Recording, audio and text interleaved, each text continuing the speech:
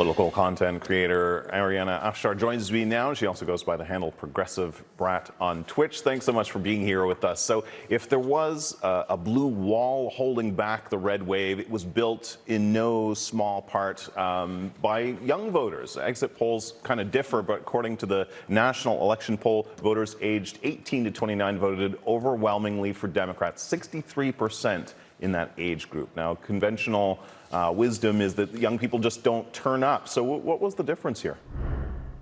Oh, yeah, absolutely. I mean, Gen Z literally made history with these midterms. And I think one of the really important things that we need to talk about is that Gen Z is highly underlooked. I mean, a lot of people just kind of overlook them. They don't really care about Gen Z. They don't speak to them when they're campaigning. But, you know, time and time after again, after 2022, after 2020, both of these past elections, we're seeing that they're coming out in numbers. They're really mobilizing and they're telling people, hey, listen, stop messing with our reproductive rights. Stop continuously attacking the LGBTQ plus community. I mean, Gen Z is ready to fight. They are showing that they are ready to fight. And every single exit poll that we are seeing right now is showing that Gen Z came out in a really large number, and it's just so amazing to watch. And I think the whole entire nation is just absolutely impressed. We should be impressed by the way that they have been able to mobilize and really come out and change the trajectory of this whole entire race. I mean, every single analyst was saying that this was going to, I mean, most analysts were really saying that it was going to be a red wave. We're really seeing a pink puddle. It's not a red wave at all. And Gen Z is taking a lot of the credit for that. I think they should. In previous years, I mean, polling was off because they underpolled Republicans. This time, polling was off so much. How do you think, you know, does it come down to the fact that they're just not reaching youth where they live?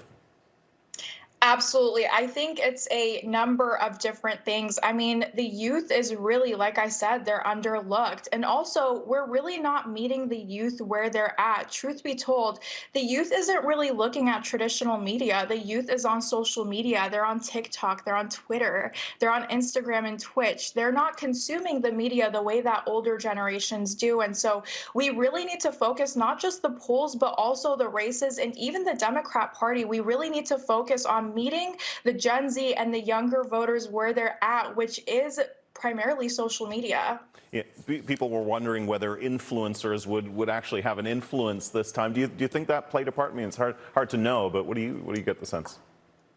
Absolutely. I mean, I might be a little biased because I am the Yeah. progressive brat, but you know, I would say so. Yes, absolutely. We look at different races, even the primaries. There were a lot of candidates that used social media, especially TikTok, to really reach the voters, and it worked. I mean, we saw how Beto ran his, campaign. Obviously, Beto lost, but I think it's a really good marker to see, what can candidates do and how can they utilize TikTok and different social media platforms to really reach their constituents and just like being able to fundraise money and different things like that. I do think social media had a really big role in this whole entire midterm and the outcomes as well, especially when it comes to Gen Z, because like I said, Gen Z is just not really intaking news the way that the older generations do. And like I said, we really need to start working on meeting them where they're at, which is social media. But like I said, I might be a little biased. Yeah.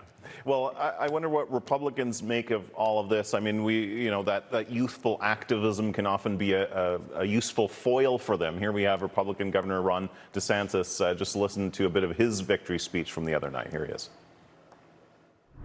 Florida was a refuge of sanity when the world went mad. We stood as a citadel of freedom for people across this country and indeed across the world. We will never, ever surrender to the woke mob. Florida is where woke goes to die. All right, so I guess you would be part of the woke mob. I mean, it seems the culture war, particularly against issues championed by the next generation, Gen Z, will be targeted here. Yeah, absolutely. I mean, if you can't tell from my background, obviously I am the woke mob. But I mean, let's really look at what happened in Florida. Yes, we did see a large red push in Florida, but also Maxwell Frost was elected, and Maxwell Frost really ran a progressive campaign. He's also the first Gen Zer to be placed in Congress. And you actually spoke about it before I came on as well. Yes, the woke mob might be scary to Republicans and traditional voters, or excuse me, traditional candidates that, run the GOP.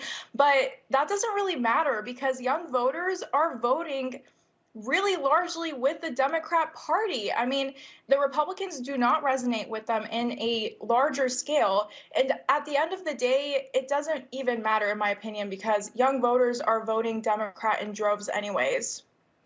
All right. Well, appreciate your perspective on this, Ariana Afshar. Thanks so much.